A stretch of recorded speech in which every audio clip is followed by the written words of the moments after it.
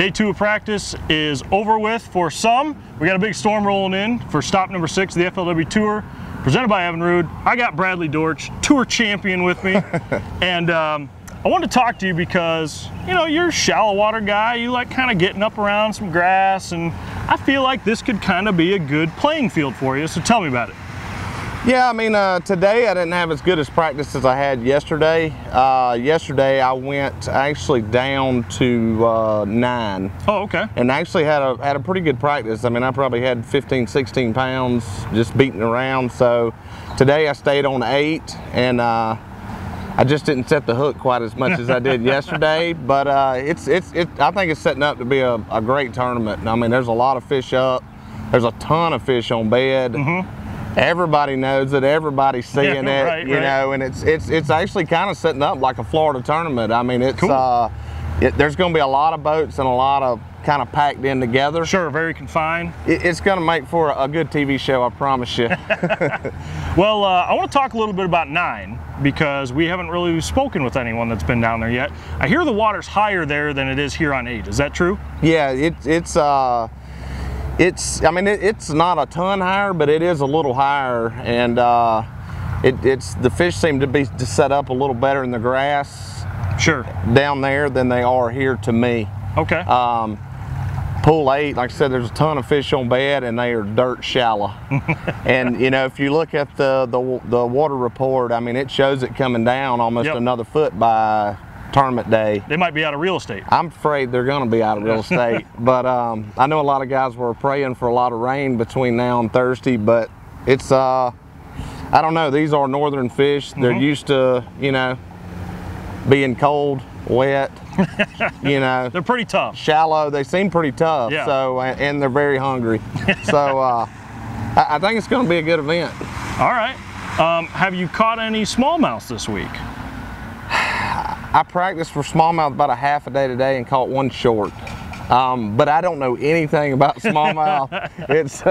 I'm running around like a doofus. I've fished anything from rocks to sand to gravel. Seems right, yeah. Yeah, and I mean a ton of current, but you know, it's just, I don't know. I'm lost when it comes to smallmouth. On the final note, back to kind of the grass thing, we touched on it a little yesterday. I know right now there's a lot of curly leaf pondweed is kind of the biggest or most abundant weed, we should say, that you see out there. Right. Down in 9, up here it seems like, especially on 8 or even on 7, there's, you know, some decent mats of it where it kind of comes up and it's matted or big clumps.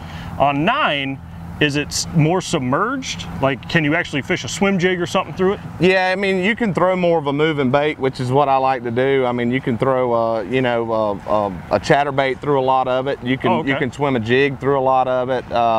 You know, I've even caught some on spinnerbait, you know, buzzbait. I mean, pretty much you can throw whatever. Whatever you want to throw. The biggest thing is I don't know if they had higher water before we got here, because I'm noticing, you know, a lot of the grass has mud on it.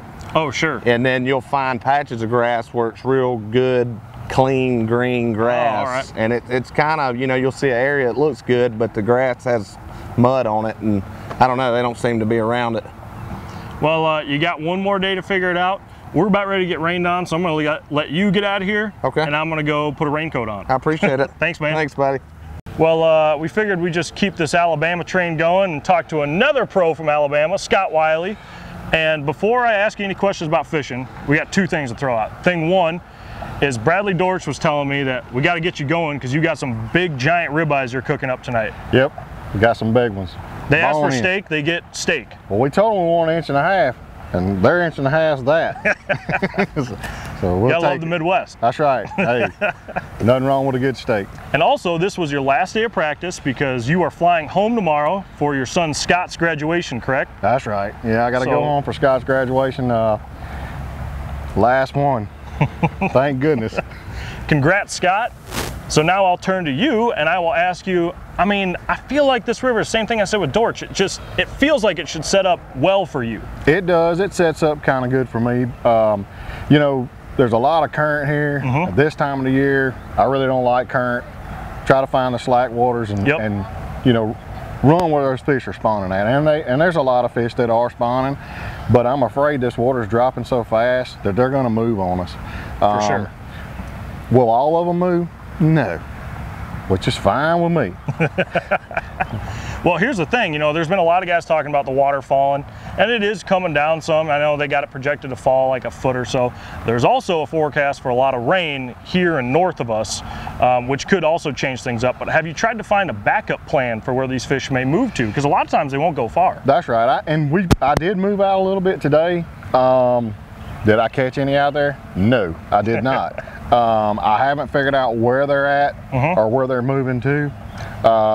We'll just have to kind of play it by ear and wing it when we get back, and just see how it goes. Did you spend both days here on 8? Yeah, I kind of limited the practice, so I just said, well, you know what, spend both days in 8, try to learn as much as you can about the area, and I narrowed it down to one little area and just kind of picked that area apart and tried to figure, I can go here, I can go there, you know, one of them kind of deals. And you can run a pattern on this lake, I think, if you find the right stuff, but you got to find enough of it. Okay. The other thing guys have been talking about this week is navigation. We spoke about it before we started this interview, but getting into areas can be a little dicey.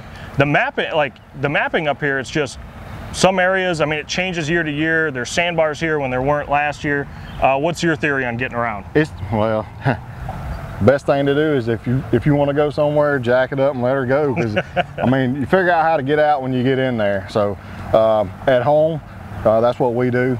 See a place, you just let her go, and if you hit something, you hit something. You just got to take those kind of chances sometimes. Yeah, that's kind of part of playing up here is you can only catch them if you're where they're at. You can't catch them sitting out there looking back there where you want to go. So you just got to jack it up and let her go.